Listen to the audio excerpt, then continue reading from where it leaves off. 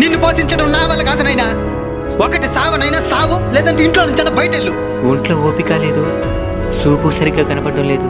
బయటికి తెరవేసే ఎట్ట బతికేదినైనా. బతకపోతే సావు. ఇంట్లో నుంచి తల్లిదండ్రులు తెరవేసి ప్రశాంతంగా బతికే వాళ్ళని ఎంతో మందిని చూసినాను నేను. కొన్ని రోజుల తర్వాత, నైనా నీకోసం ఫ్రూట్స్ తెచ్చినాను నైనా. ఇది తినేసి నువ్వు ఆరోగ్యంగా ఉండాలి. ఉండు, జ్యూస్ చేసి తీసుకొని వస్తాను. తాత మొన్నటిదాకా సావమంట ఉన్నాడు, ఇప్పుడేమి ఇంత ప్రేమ చూపిస్తున్నాడా? ఈ రోజు నాకు పెన్షన్ వచ్చే తేదీనైనా. ఆ డబ్బుల కోసమే వాడు ఇవన్నీ చేస్తూ ఉన్నాడు. ఇవన్నీ తెలుసు కూడా ఎట్ట తాత వాడి మీద ఇంత ప్రేమ చూపించగలుగుతున్నావా? కన్నవాళ్ళం కదనైనా, కఠినంగా ఉండలేకపోతున్నాం. మా అలాంటి ముస్లిం వాళ్ళందరూ మీ పెళ్ళిళ్ళు చూసి చనిపోవాలని ఎందుకు ఆశపడతామో తెలుసానైనా. మేము సచ్చినా మిమ్మల్ని చూసుకోవడానికి ఒక తోడు ఏర్పడిందని ప్రశాంతంగా చావడానికేనైనా.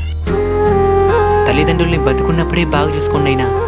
చనిపోయిన తర్వాత చూసుకోవాలనుకున్నా మా ఫోటో ఉంటుంది కానీ మేముండం.